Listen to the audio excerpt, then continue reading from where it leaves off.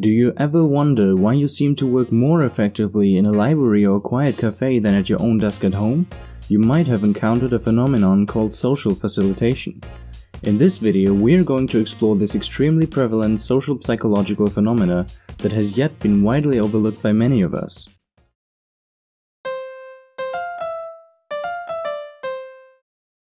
Social facilitation can be defined as an improvement in individual performance when there is someone else around doing the same task rather than doing it alone, or by the mere presence of others.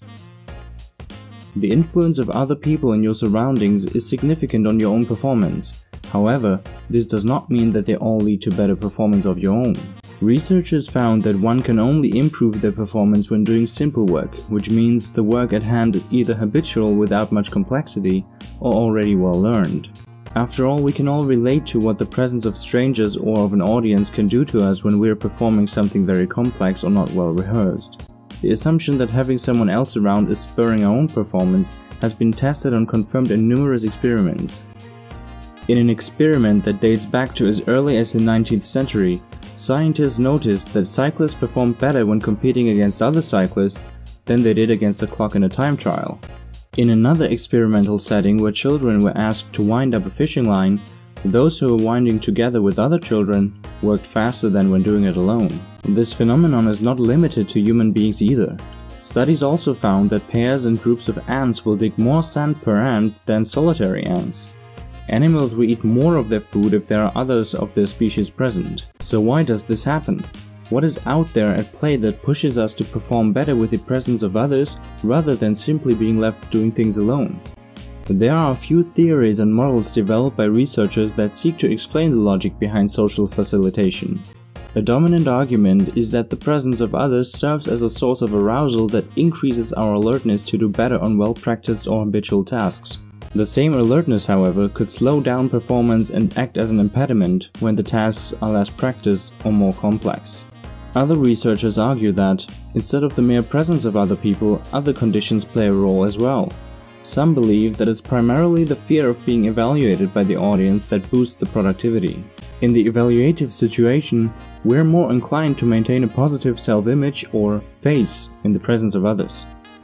In a less or non-evaluative situation, social facilitation effects were often limited. Some emphasize that individual characteristics are the major variable accounting for social facilitation. People with a positive social orientation react positively to challenges and are more likely to display social facilitation effects. Shortly, people who find safety in numbers. On the contrary, individuals who have low self-esteem will feel inhibited and threatened by the presence of other people, and they tend to experience an impairment in performance. Studies have related the causes of the social facilitation effect with factors such as the task we are performing, whether we are being evaluated, as well as our own personal characters. So what do all these findings imply, and what can we do with it to make our life a bit better? Knowing about social facilitation can help you understand motivation from a new perspective. We often interpret someone's performance based solely on his or her abilities. For example, if a person doesn't perform well on a given task, we might just assume that he or she isn't good at it, or isn't willing to put forth the effort that is needed to do it well. When being observed, motivation is high when performing an easy task. We're likely to get positive feedback as a result. Motivation is lower for more difficult tasks because we fear making mistakes, which could result in unfavorable comments from others. For those who are in leadership positions, the key to using social facilitation effectively is to assign repetitive or habitual tasks in group settings, and put people with complex tasks in an environment where they can solve problems without interference of others. At the individual level, social facilitation allows us to understand more about our own reactions and performance when being exposed to people in different settings. So next time when you have a complex or an easy or repetitive task to solve, you can adjust and optimize your environment with the help of social facilitation. Stay productive, stay valorous.